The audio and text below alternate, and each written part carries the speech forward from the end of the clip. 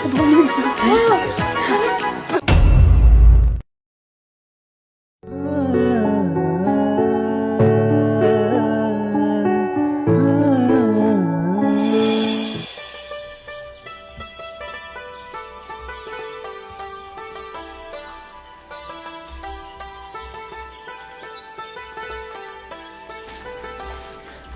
জামাইটা যে কোনে গেল, এখনো তো বাড়িতে এলো না।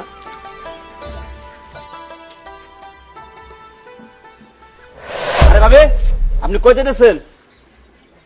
ভাই ভালো আছেন? ভালো আছে পারবো শুনুমনি, 2 মাস হয়ে গেল কিস্তি টাকা দিতে মন চায় না। ভাই আসলে হয়েছে কি, আমার স্বামীর না কাজ কাম নাই, তাই টাকাটা সময় মতো দিতে পারি নাই। কিন্তু বিশ্বাস করেন, ও একটা কাম কাজ পাইলেই আমি আপনার টাকা দিয়ে আসুন। আরে না না না, এই কথা শুনতে শুনতে আমার কান পালা জ্বালা বলে গেল গা। 2 মাস ধরে বলতে চাই কি কথা, আমি অফিসে কি বুঝামু? টাকা দিতে পারবা না, বাড়ি ঘর যা আসে সব দিয়ে বাইরে যাও, অফিস তো মানবো না। ভাই দেখেন, রাগারাগি করেন না, আমি সত্যি বলতেছি। আমার স্বামীর কাজটা ঠিক হইলেই আমি আপনার টাকা দিয়ে আসুন। কবে কাজ শেষ হবে, কবে তুমি টাকা দিবা? বুঝাইছে? শুনো ভাই, তোমার একটা কথা কই, আগামী 3 দিনের মধ্যে টাকা না দিতে পারো, তোমার গাড়ি ধরে নিয়ে গিয়ে অফিসের কর্মকর্তা যা আছে তা করা করবো নি। এখন আমি যাই, টাকা ঠিক করে দিয়ে অফিসে যাই না। দেখো বউ, তুমি এরকম কান্নাকাটি করো না, আমি কাম কাজ করে ওই টাকাগুলো সব পরিশোধ করে দেবো না। কাম কইরা সব টাকা দিবা মানে? কি কাম করবা তুমি? আজ পর্যন্ত খালি শুই নাই আইতাছি, আজকে কাম পাইবা কালকে কাম পাইবা, এরকম করে বলতে বলতে তো এই পর্যন্ত নিয়ে আইলা। কি হইলো? মানুষের কাছে শুধু অপমানই হইতে হইলো। দেখো তুমি কিছু একটা করো, নাইলে কিন্তু আমি সত্যি সত্যি মইরেই যাবো, কারণ এত অপমান হওয়ার থেকে মইরা যাওয়া অনেক ভালো। দেখো বউ, তুমি এইভাবে কান্নাকাটি করো না, আমি তো চেষ্টার কমতি রাখতেছি না। আমি কিছু জানি না, হয় তুমি কিছু একটা করো, না এক কাম করো, আমার বিষ খাওয়া মাইরা ফেলাও। কি লেগা আমার আর সহ্য হইতেছে না, মানুষের কত অপমান সহ্য করা যায়। আর এখন আবার সেই মেম্বার আপা খবর দিছে, না জানি কি করবো। দেখো, তোমার চোখের পানির মেলা দাম। হ, মেলা দামি তো, তা তো বুঝবারই পারছি।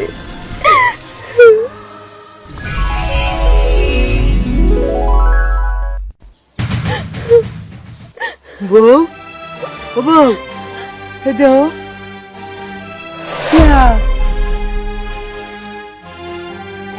টাকা, এতগুলো টাকা ঠিক কেমনে? আমি তো জানি না, তুমি কাঁদতেছিলে, তোমার চোখের পানি আমার হাতে পার পড়লো, আর তারপর আমি দেখি টাকা। কিন্তু আমি তো কিছুই বুঝলাম না, তোমার হাতে এতগুলো টাকা। হ, আমি তো বুঝতেছি না কিভাবে হইলো এটা, আর টাকা কই থেকে আসলো? যাই হোক, যেখান থেকে আসুক না কেন, ভালোই হয়েছে। এখন আমরা ওই যে কিস্তিওয়ালা ভাইরে কিস্তির টাকাটা তো অন্তত দিতে পারবো, নাইলে সে কয়ে গেছে আমাকে বাড়িঘর সব নিয়ে যাবো। আচ্ছা এক কাম করো, তুমি না বাড়িতে যাও, আমার একটু কাম আছে, আমি আবার ওই মেম্বার আপার কাছে দেখা করতে যেতেছি। আচ্ছা, তোমার মেম্বার আপনার কাছে যাওয়া লাগবে না, উনি মানুষটা তেমন ভালো না। দেখো তোমার এটা নিয়ে চিন্তা করতে হবে না, তুমি যাও। আচ্ছা, আমিও তাহলে ওই কিস্তিওয়ালার টাকাটা দিয়ে আসি। হ্যাঁ যাও, আমি আসি।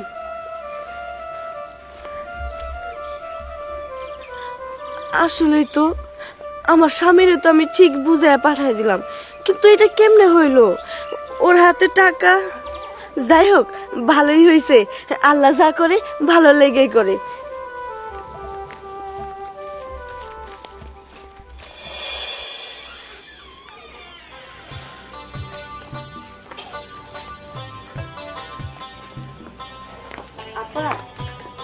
আসসালামু আলাইকুম।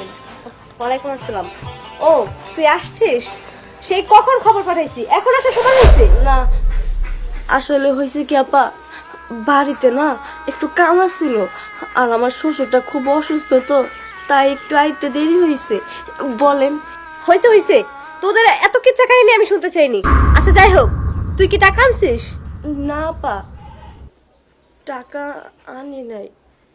আসলে কি জানিস, তোদের মতো ফকিন্নির জাতদের সাথে কোনো লেনদেন করা উচিত না। তোদের ভালোর জন্য আমি একটা বাছুর পাঠিয়ে দিছি।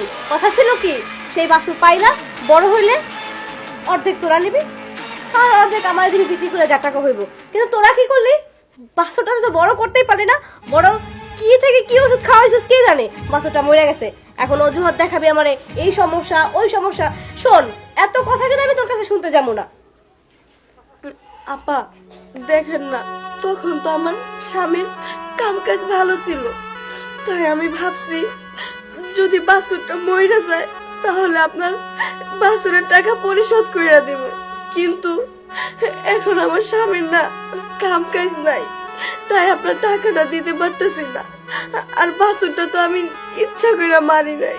হইছে হইছে, আমার সামনে এই নেকা কান্না করে কোনো লাভ নাই। তোর চোখের পানির কোনো মূল্য নাই আমার কাছে। শোন, ভালোই ভালোই বলতাছি, তুই আমার টাকাগুলা ভালোই ভালো দিয়ে দে, না হয় কিন্তু তোর বাড়ি ঘর বেচা আমি আমার গরুর দাম উসুল করে ছাড়ব। না না আপা, এটা আপনি কেমন কথা কইতেছেন? দেখেন না, বেচতে বেচতে তো সবই বিক্রি করে দিলাম, এখন শুধু ওই আমাকে ভাঙা বাড়িটা ছাড়া আর কিছুই নাই। আপনি যদি আমাকে বাড়িটা কাইরা নেন, আমাকে রাস্তা ছাড়া আর কোনো জায়গায় যাওয়ার পথ থাকবো না। আপনি আমার একটু সময় দেন, আমি আপনার টাকা পরিশোধ করে দিব।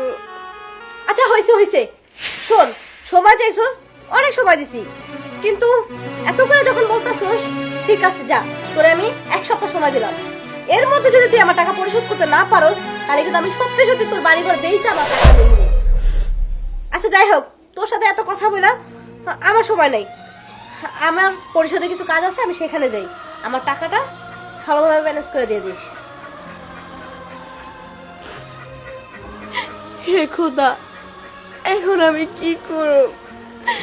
আমি কেমনে করে এই ম্যাডামের এত টাকা দেব?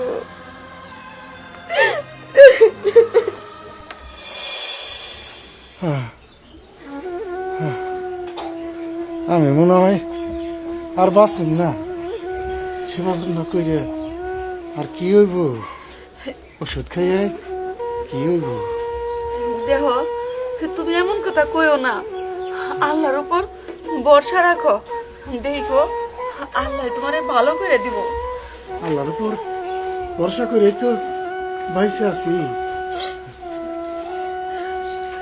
বৌমা, খাওয়া নিজে উঠে না, আবার ওষুধ পানি। বাবা, এটা আপনি কেমন কথা কন? আপনি কেন বাঁচবেন না? তুমি আইছো, তুমি আইছো। শরীরের গতিবিধি বেশি ভালো না, আমি মনে হয় বাঁচুন না। সংসারে যে অভাব অনটন, খাওয়ানটাই জুটে না।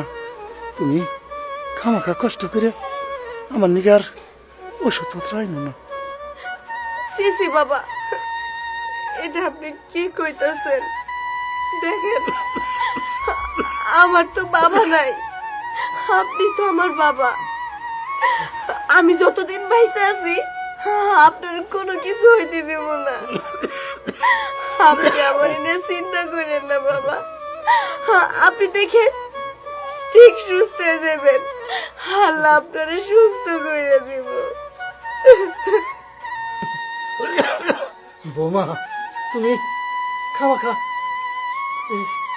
তোমার এই কষ্টের টাকা দিয়ে আমার আর ওষুধ আইনো না, আমি আর ভালো হবো না।